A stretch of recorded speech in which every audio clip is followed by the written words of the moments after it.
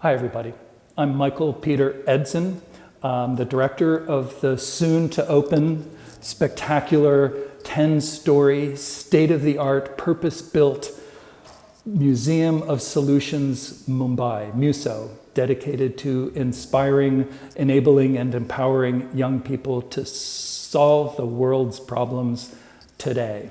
Literally written on the outside of the building in 50-foot-high letters, we've written, we believe that young people can change the world. So, we open next month. You may hear some banging and sawing in the background. I tried to find a quiet place. There aren't many in the museum now. We're working around the clock to get the museum open. So I just have a little bit of time with you, and I wanted... Really, I've been thinking a lot about one question the last few years, and that is, why is the library sector so passive and slow in the face of the climate emergency? The library sector, the museum sector, the cultural sector, knowledge, memory, cultural heritage institutions, education sector, everybody, I think, is demonstrably passive and slow in the face of one of the greatest, most interesting, most fascinating, most challenging, most problematic, most dire challenges to ever face our species: climate action, climate change. So why is that? It doesn't really make sense to me. And as I was pondering this a few months ago, I remembered something that happened to me when I was a kid. My mom opened our kitchen window one morning and saw a beehive hanging from the eaves just outside the window. And back in the 1970s, when I was a kid, you couldn't Google, what do I do with a giant beehive outside my window? So my mom did what any enterprising housewife would do. She opened the Yellow Pages, which, for those of you too young to remember, was a printed directory of every business in the area, in our case, Washington, D.C. And so my mom looked up, I almost said Googled, she looked up the Smithsonian Institution and gave them a call. And a couple days later, a young entomologist took the bus out to our house and took a look at the beehive and was quite smitten by it. So he took it down and put it in a big plastic bag and wrapped it up with tape and took it back down to the Smithsonian on the bus with him. And I've always had this image in my head of him sitting on the bus with this huge beehive between his legs, silently buzzing. Be that as it may, even as a kid, I thought that story raised some questions about the way the grown-up world works, how we decide what to do and what not to do. Why did the Smithsonian have an entomologist? Didn't he have anything better to do than to take the bus around Washington collecting random beehives?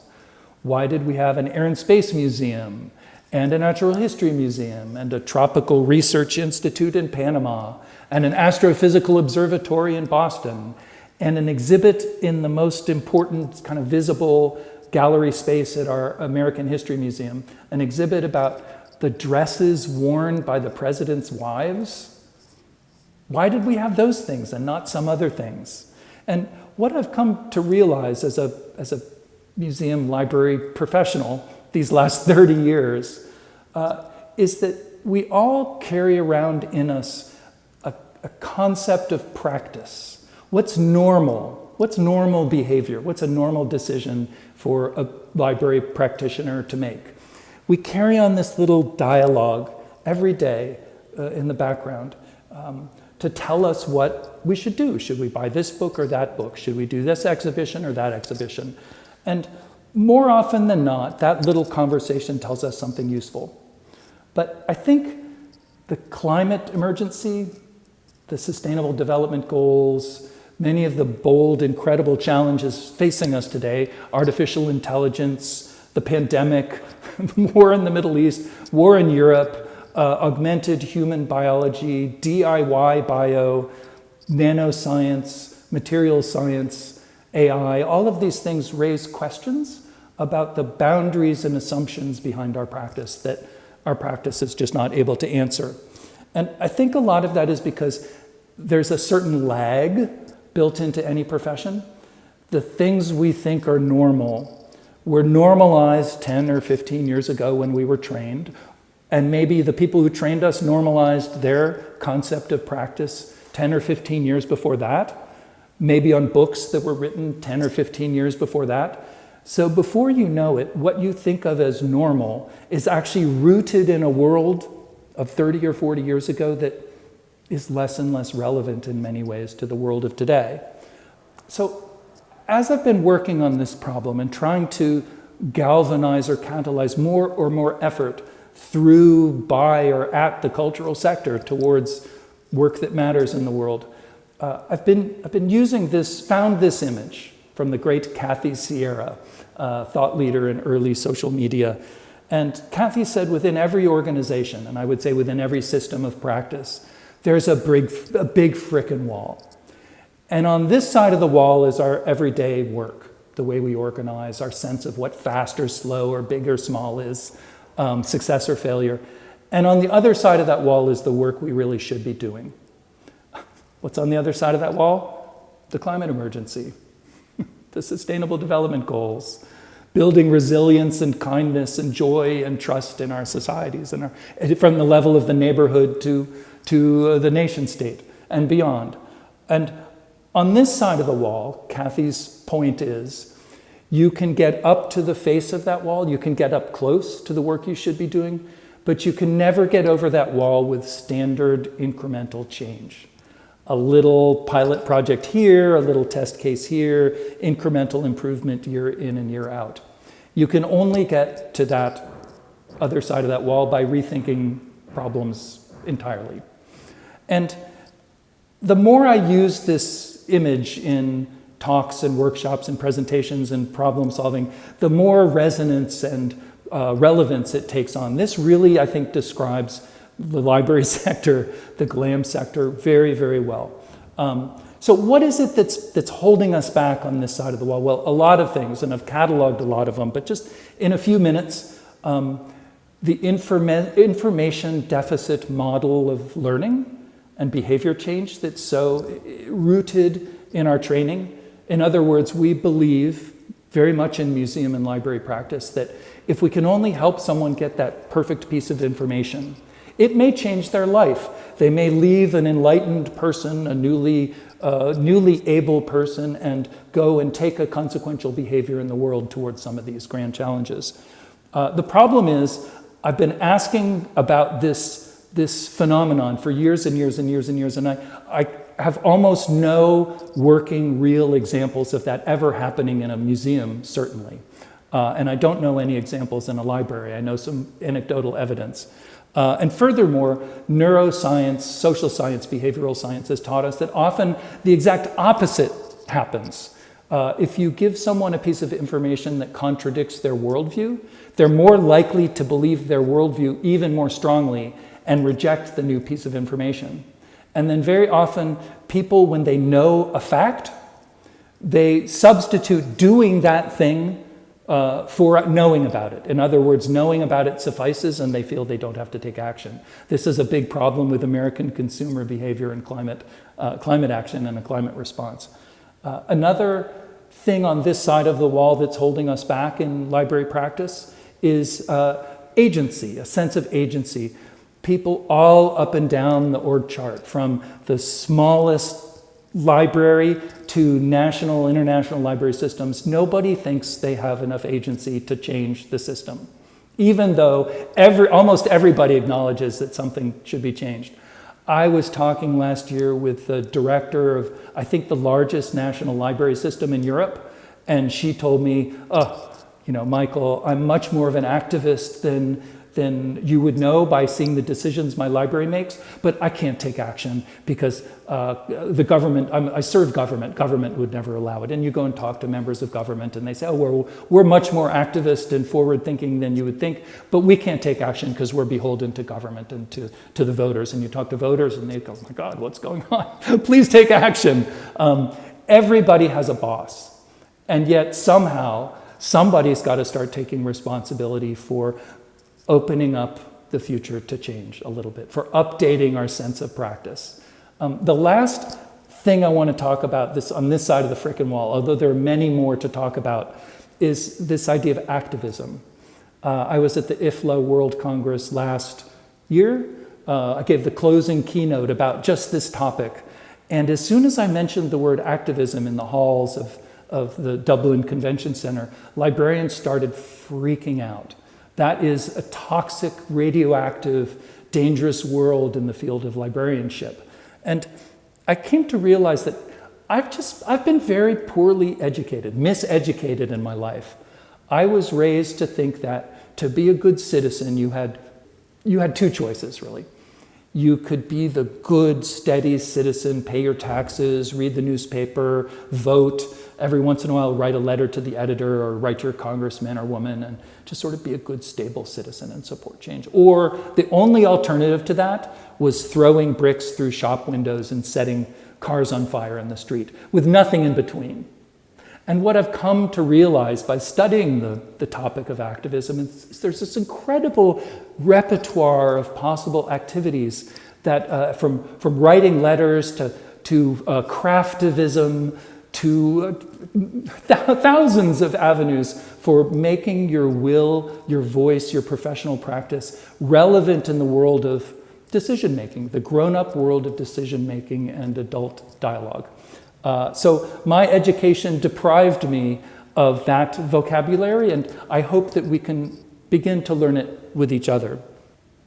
So what do we do about this?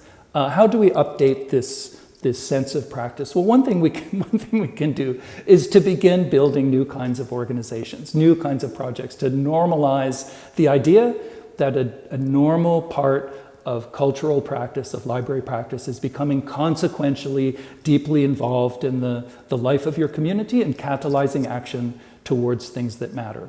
So I'm involved in 3 initiatives I just want to touch on. One is I've been involved for years in the open content, open knowledge movement.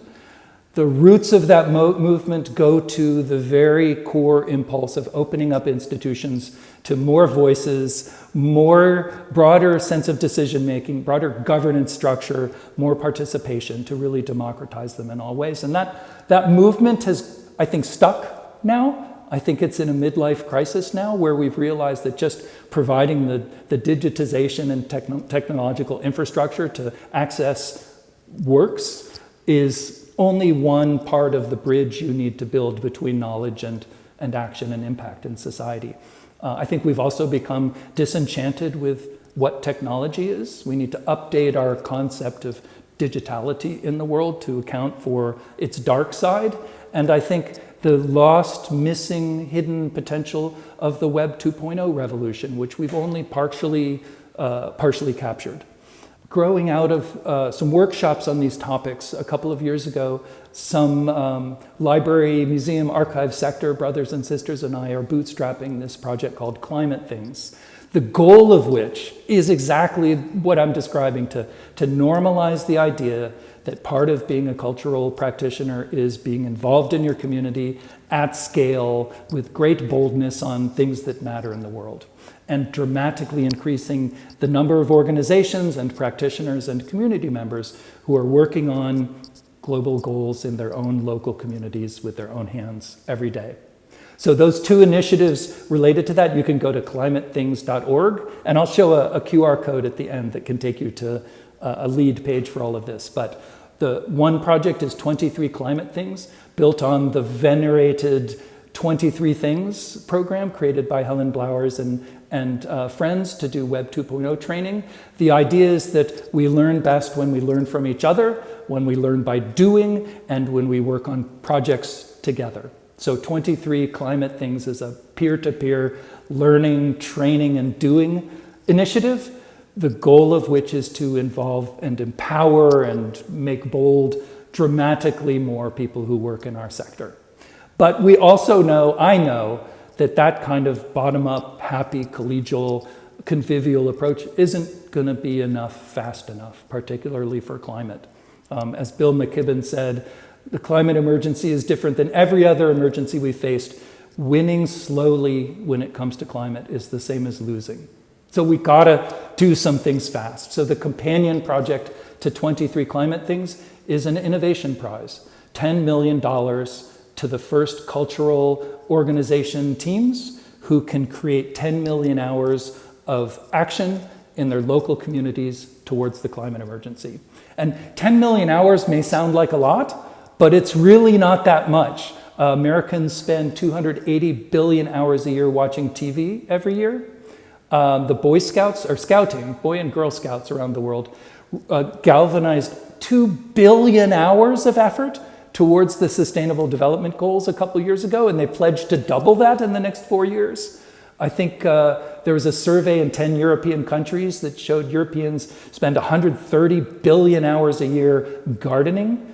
The effort is there and our infrastructure is there, but we've never been dared to put it to use. So challenge and innovation prizes have their own history and legacy. One of the things I love about them is it's almost impossible for the regular suspects to win one of these prizes. They're always won by outsiders and the people you least expect, which to me is very empowering in our sector.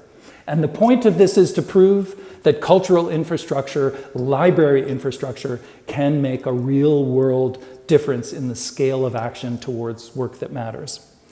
The last project, of course, is the one I'm working on right here now in Mumbai, the Museum of Solutions, MUSO.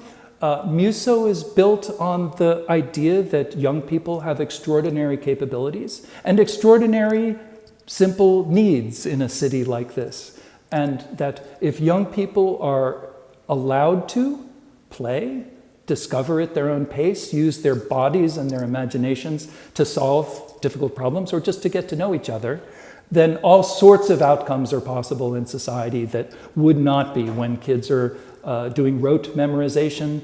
Kids are without places to play safely, have fun, investigate the world. So we have 7 floors of incredible activities here, a commons at the bottom, a play lab up a story. Oh, and then my library brothers and sisters, we're creating the Library of Solutions, LISO, to go with the Museum of Solutions. I've always wanted to be a library director. I've always wanted to work in a library. Always wanted to be a library director. Always wanted to create a library. And now here we are. But I'm going to give up this honor as soon as I possibly can, because our idea with the Library of Solutions is to have kids run the show from top to bottom.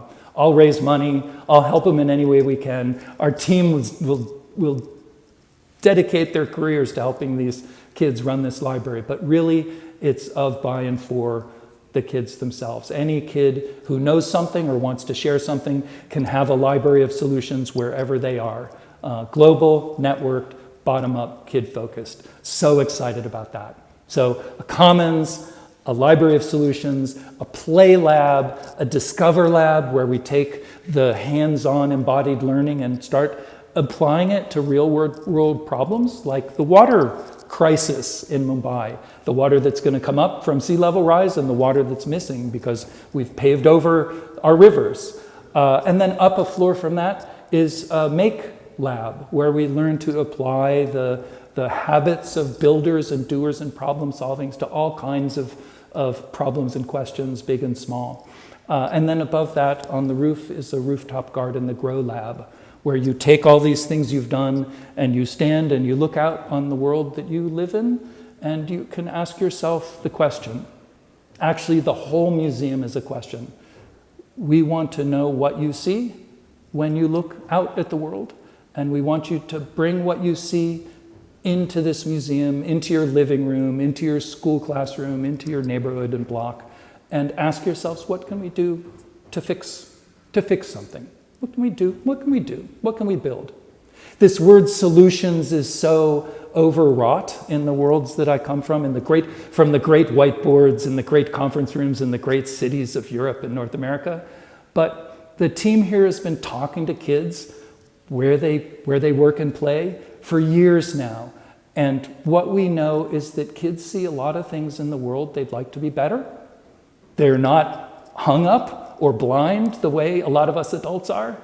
And as we've helped them learn how to build and prototype and create and work together, the tables have turned and they're teaching us how to do those things now too. So a lot of the museum is about giving a platform to young people, giving a platform to their voice and their agency and their authenticity and their authority in the world. They have a right to be involved, and we have a responsibility and an obligation to involve them. They're going to inherit this thing that we've created. Lastly, why is it a museum? Well, this gets back to our sense of practice question at the beginning. I think in the old days, to be a cultured person, to be an educated person, you would go to a museum to learn what your government or your betters, your experts in your society would tell you about the past. So you would stand and observe and consume, and that's how you knew where you fit into society. That's how you knew what normal was. And I think a lot of good can still be done that way. But in a world of runaway climate change, a world of artificial intelligence, a world of the engineered genome, a world of many wonders and many challenges coming faster than society is equipped to handle, that model is not enough. We think here at the Museum of Solutions, that the museums need to be a place where the community can stand with each other, shoulder to shoulder and hand in hand, and look at the future they want to have and begin building that future themselves. To be an educated person, you have to know how to take action, how to work together, how to be humble and sensitive and empathetic and bold. So there we are.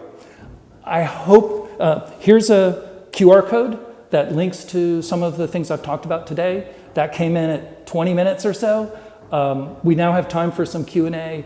You can tell I'm rushing. There's so much to talk about, but the basic idea here is, where's that big frickin' wall in your organization? And what does your sense of practice tell you about what is normal, what your obligation is as a cultural practitioner now, and what can you do now that's consequential?